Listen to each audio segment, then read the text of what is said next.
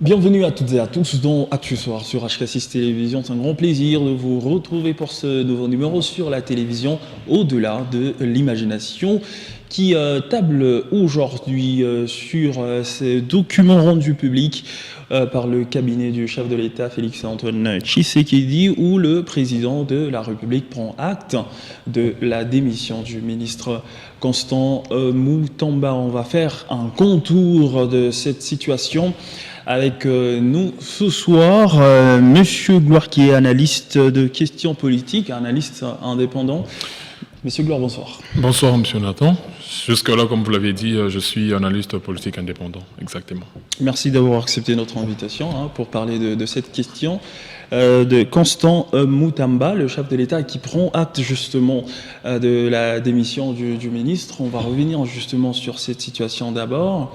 L'affaire Moutamba, selon vous, est-ce un acharnement politique ou une procédure judiciaire tout simplement? Merci M. Nathan. Parler de l'acharnement politique, moi je crois que ce serait prétentieux parce que vous savez aujourd'hui les faits qui ont été retenus ou reprochés justement à l'endroit du ministre honoraire que nous citons, Constant Moutamba, sont des faits pratiquement patents, ça veut dire qu'ils sont vus aussi au tout le monde. Donc moi je pense que à ce niveau-là, il faudrait quand même laisser le temps au temps, laisser la justice faire son travail. Et lui, si justement il se reproche de rien, il sera, je crois, il va sortir en vainqueur. Mais s'il y a des faits qui sont évidents, qui sont patents, qui l'incombent justement, il sera retenu, il sera justement poursuivi par la justice. Donc vous avez parlé de faits patents, mais jusque-là c'est juste un détournement présumé, donc il faudra attendre la suite pour en confirmer jusque-là. Exactement, mais vous savez, il y a également ces principes, je pense, ces principes juridiques, c'est que M. Constant Moutamba jusque-là bénéficie ou jouit encore de la présomption d'innocence, mais en même temps, il jouit aussi de la présomption de culpabilité. Vous voyez, donc on ne faudrait pas seulement regarder le premier côté, il faudrait regarder les deux côtés ensemble.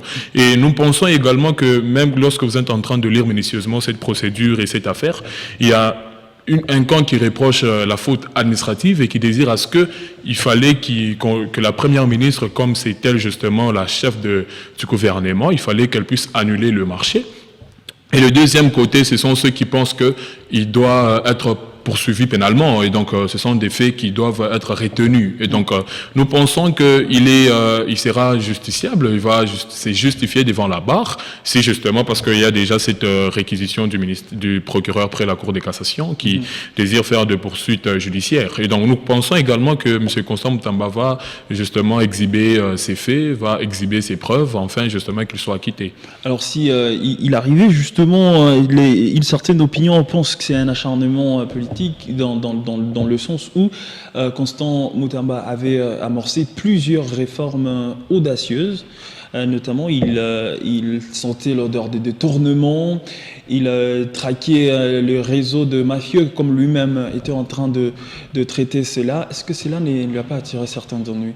Exactement. Moi, je pense que M. Nathan, ici, on doit le dire également sans sourciller. Pourquoi? Parce que le ministre Constant Moutamba a été ou encore est l'une des personnalités qui ont eu à se démarquer positivement dans ces réformes qui, justement, lui l'appelait une thérapie de choc à l'endroit de cette justice qui a été qualifiée par le président de la République d'être malade. Donc, il a fallu au moins un médecin de qualité pour administrer un bon médicament, une bonne dose, une bonne thérapie. Et donc, le ministre Constant Moutamba a eu à faire sa part. Parce que si vous essayez un peu de prendre ces réformes comme cette dernière réforme qui voudrait à ce qu'il puisse mettre en place un parquet le parquet financier et autres, vous voyez que ce sont des réformes qui sont patentes malgré qui sont également douloureuses. Vous voyez, parce que il y a ceux qui se sont évertués dans cette République de ventraliser l'argent du gouvernement, l'argent de la population. Et donc, au fond, il a fallu au moins quelqu'un qui a une bonne vision, qui a une façon de faire, qui a une certaine discipline, une certaine pugnacité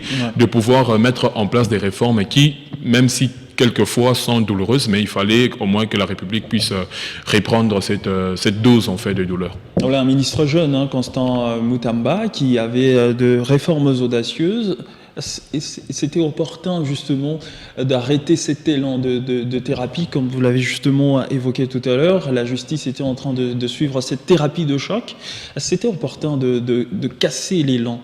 déjà Parler de l'opportunité, moi je pense que c'est aussi de placer le débat.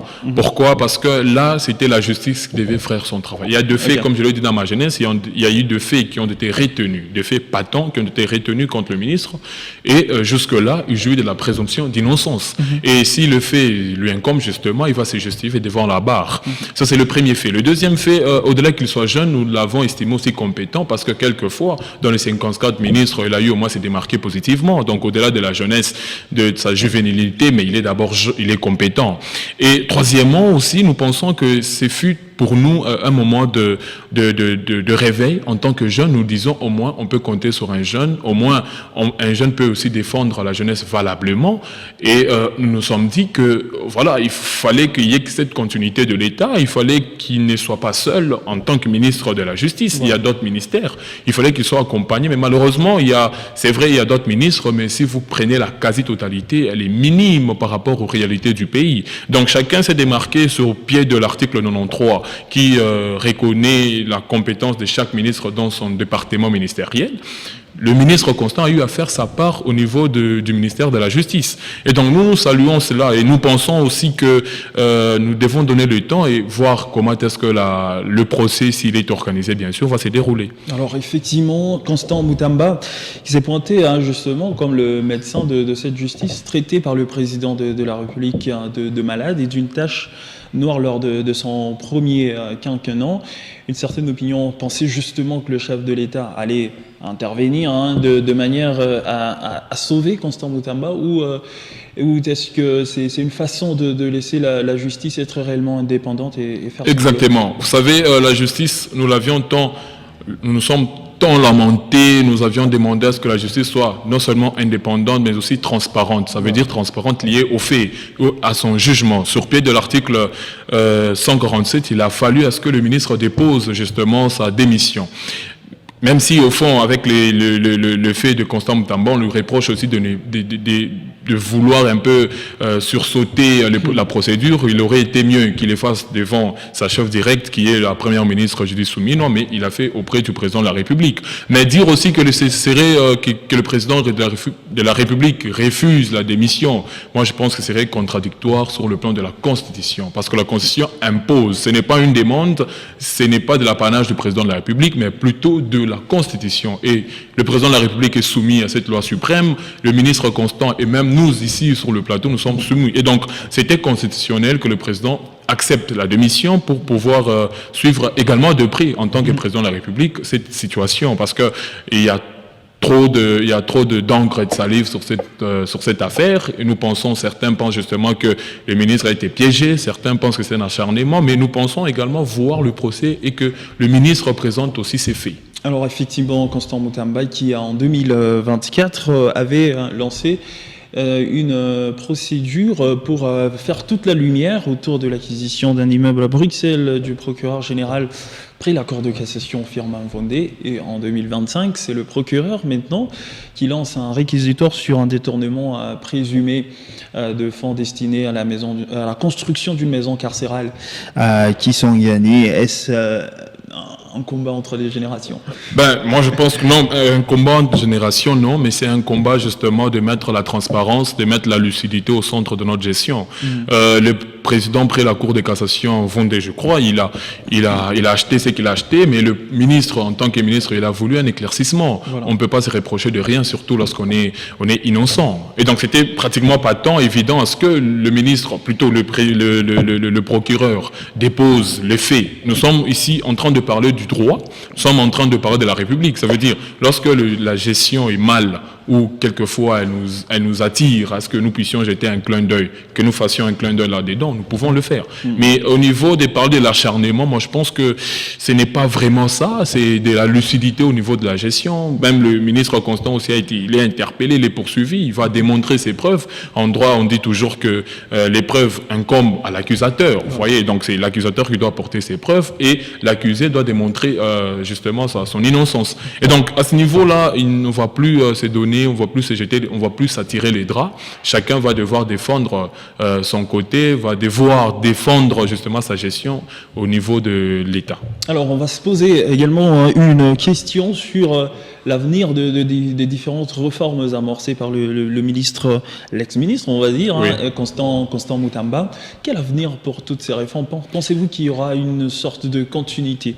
C'est une réflexion prépondérante, M. Nathan. Si vous lisez l'acte ou l'accusé de réception, je ne sais pas, mais du président de la République par l'entremise de son directeur de cabinet, M. Anthony Kinzo, il a rappelé à la première ministre qu'il doit justement veiller à la bonne continuité de l'État, au bon fonctionnement de ses ministères. Et même le ministre Constant, qui aujourd'hui est honoraire, a eu son vice, qui aujourd'hui fait l'intérim, qui s'appelle, je crois, M. Samuel Bemba. Vous voyez au fond. Donc c'est ça, c'est ce que nous voulons, qu'il y ait la lucidité au niveau de l'État, qu'il y ait la continuité, mais une continuité justement qui est colorée aussi des volontés politiques. Parce que vous prenez le cas du vice-premier ministre, plutôt du vice-ministre de la Justice, M. Samuel Bemba. Aujourd'hui, toutes ces réformes ne doivent pas couler à l'eau, doivent être continuées, pérennisées. Et c'est ce que nous attendons, nos populations, parce que les réformes initiées par le ministre Constant sont des réformes qui sont patentes et salvatrices pour le bon fonctionnement de l'État. Vous saluez ces réformes-là?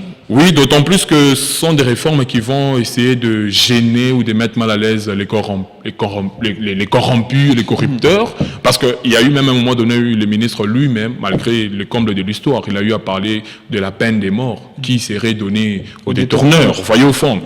Si vous prenez le parquet financier, c'est une réforme patente. Si vous prenez l'officialisation de sceaux de la République, c'est une réforme aussi patente. Si vous prenez l'identification des pasteurs et des églises, ce sont des réformes patentes comme ça. Et nous voulons à ce que ça soit pérennisé pour permettre à ce que notre État puisse reprendre son chemin. On va se poser la question sur celui qui joue l'intérim, mais vous l'avez évoqué tout à l'heure, M. Samuel Bemba, qui joue l'intérim au ministère de la Justice. Est-ce l'homme de la situation selon vous? Moi je pense que là, pratiquement, il a du pain sur la planche. Il doit quand même démontrer, et même c'est pour lui une occasion de se distinguer, parce que vous voyez, au moins il a été sous l'ombre, là il est sous la lumière, il est sous le projecteur. Et donc nous pensons que pour lui, c'est une occasion de se démarquer, et même c'est une interpellation pour lui de bien gérer et d'être beaucoup lucide, qu'on doit comprendre comment il est fait, parce que le ministère de la Justice est l'un des piliers qui élève, bibliquement parlant, c'est la justice qui élève une nation. Et donc si vous chapeautez, si vous brossez cette charge-là, on vous doit beaucoup de respect, mais aussi beaucoup de crédibilité. Monsieur Gloire, merci infiniment d'avoir répondu à nos questions, à moins que vous ayez quelque chose à ajouter en rapport avec ce dossier. Non, pratiquement, c'est fut un honneur d'être sur ces plateaux de HK6. Je vous remercie justement de l'opportunité offerte à ma personne. Merci à vous également, mesdames et messieurs, de nous avoir regardés chez vous, à la maison et partout en République démocratique du Congo et même au monde. Restez avec nous, la grande édition du journal arrive juste après.